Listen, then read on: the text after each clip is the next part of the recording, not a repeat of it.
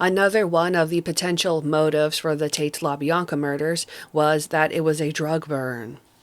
Initially, this was originally thought by people as seen in news articles, and the book Helter Skelter even mentioned that police thought this initially at first. Some people initially thought that the Cielo Drive murders were due to some of the people being involved with drugs.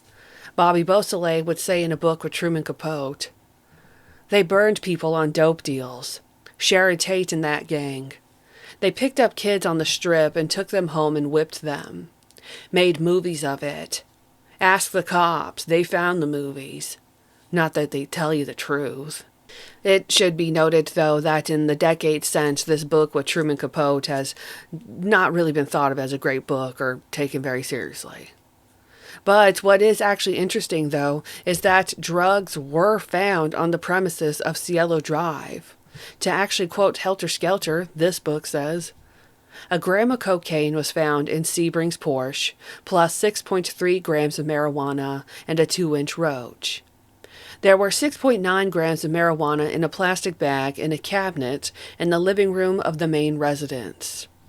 In the nightstand in the bedroom used by Frykowski and Folger were 30 grams of hashish plus 10 capsules, which, later analyzed, proved to be a relatively new drug known as MDA. There was also marijuana residue in the ashtray on the stand next to Sharon Tate's bed, a marijuana cigarette on the desk near the front door, and 2 more in the guest house." What I find most interesting, though, is that in the court transcripts, of course, it stated that 76.9 grams of marijuana were found in the living room portion of the Polanski home in a cabinet located against the west wall.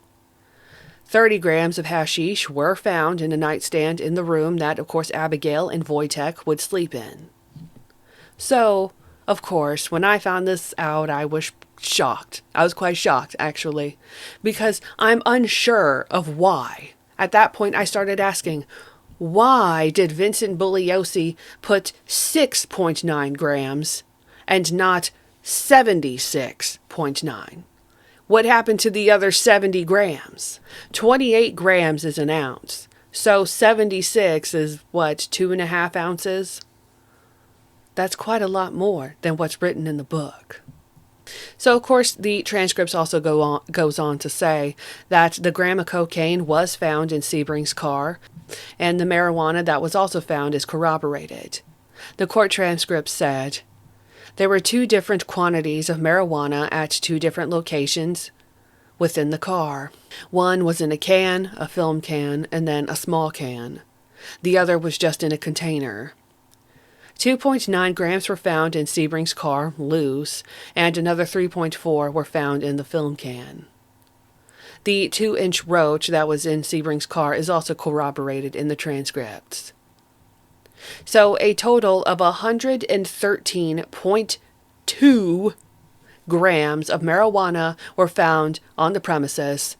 Nearly 4 ounces of marijuana were on the premises of Cielo Drive. The 10 capsules of MDA were also corroborated in the court transcripts, and they were also, of course, found in Abigail's room. So, in Helter Skelter, it was remembered that Wojtek Frykowski used cocaine, mescaline, LSD, marijuana, and hashish in large amounts. The book stated that he was an extrovert and gave invitations to almost everyone he met to come visit him at his residence. Narcotic parties were the order of the day, apparently. In Wojtek's autopsy report, 0.6 milligrams of MDA were actually found in his urine. In Abigail Folger's autopsy, 2.4 milligrams of MDA were found in her urine. But it should be noted, though, that there was actually no drugs found in Jay Sebring or Sharon Tate's urine at their autopsies. They were apparently drug-free. In Helter Skelter, it stated that when Roman Polanski was interrogated, he was asked, what would Sebring be doing, for instance, that would make him a target? Roman replied, some money thing, maybe. I've also heard a lot about this drug thing, drug deliveries.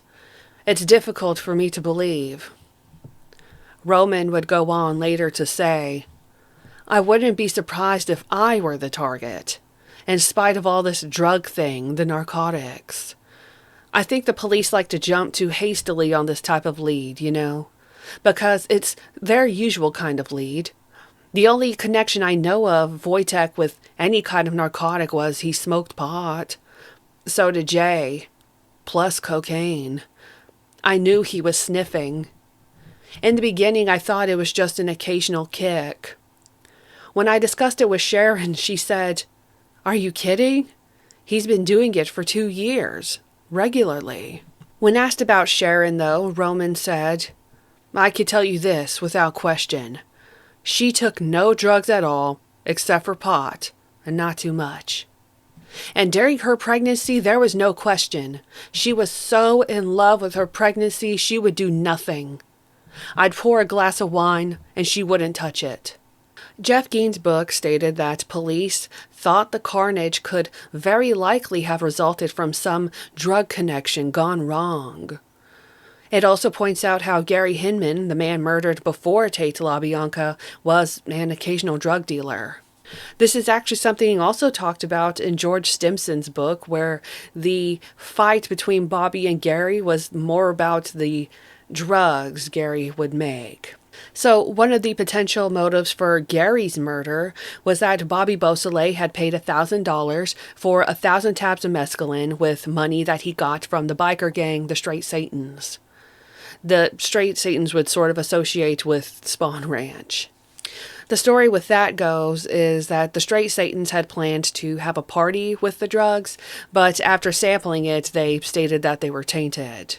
In Jeff Gein's book, he stated that Bobby Beausoleil was to go back to Gary Hinman and demand his money back, a refund, because the biker gang was angry. George Stimson's book states that the Straight Satans had started to beat up Bobby and had threatened him if they didn't get, their money back.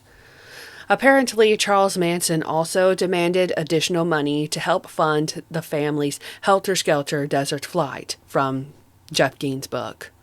So either way, this would explain why they demanded Gary's vehicles. George Stimson's book puts more emphasis on the vehicles as being more of a payment back. That's more of the refund back to the Straight Satans, since apparently Gary Hinman had no money to give Bobby.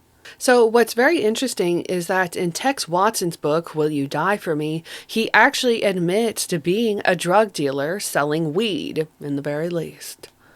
In Susan Atkins' book, Child of Satan, Child of God, she stated, We needed transportation, dune buggies. We launched an all-out program to get them. And this led us into serious crime, which became like quicksand. We dealt dope actively to get money for the buggies. Tex, during this time, became one of our main dealers. And, of course, Tex Watson was the main person, the man that killed majority of the people at the Tate LaBianca murders. So, personally, I've always believed that drugs and drug dealing had a much larger role in the murders than was originally written or, of course, popularized in Vincent Bugliosi's book. While I don't believe that there's any single reason for all of the crimes to have happened, to me, money from the drug game is actually like the biggest contention here. To me, it's the most logical. I personally believe my actual complete personal belief is that there were multiple reasons for these crimes to have happened. I think a little bit is also the Terry Melcher thing, a little bit of the copycat thing, but once again, I put most emphasis on this drug thing. I don't know how else to even consider it. Part of a drug burn, but also just underworld drug dealing stuff. While in some sense, I do believe that, people like Patricia Krenwinkel, Leslie Van Houten clearly seem to believe in some sort of like helter-skelter, end-of-the-world theory, philosophy. People, on the other hand, you have Susan Atkins, who really was mostly just there to commit crimes. Susan had already committed crimes in the past, such as her 1966 Oregon arrest. There was definitely, in my opinion, like a cult aspect with some of these people in the Manson family, if you want to call them that. But I think it should be noted that the way the women in this group were treated was much differently from the men. This was actually quite clear, as of course Tex was the one in charge, if you want to say that, on both nights, actually. To me, it's very clear that the men were the leaders and the women were the followers. So, in my opinion, it just seems like it's always been a mixture between kind of getting revenge on Melcher, but then also the drug deals that have potentially gone wrong. When you look at Gary Hinman and Wojciech Frykowski, you know, they needed supplies, they needed money, and vehicles for them to go out into the desert. Whether they actually believed in the end of the world stuff, not everyone can seem to tell completely. But when you look at interviews or clips with Manson, Leslie Van Houten, and even Sandra Good, these people have talked about going out into the desert for one reason or another. I think it's also important, too, to remember that the Manson family just blew through $100,000, which in 2026 is nearly $1 million. So they blew through the equivalent of $1 million thanks to the generosity of Dennis Wilson. So, of course, after he cut them off, they had no other way to get what they wanted. So, to me, I think that's also a contributing factor. So if you put any emphasis on this drug burn motive or theory, let me know. To me, this is the one that has made the most sense when you look at it from a whole picture, though I will admit, I don't know how the LaBiancas would tie into that. But once again, I feel this is multifaceted. There's not any one reason for the murders to have happened. So thank you for watching.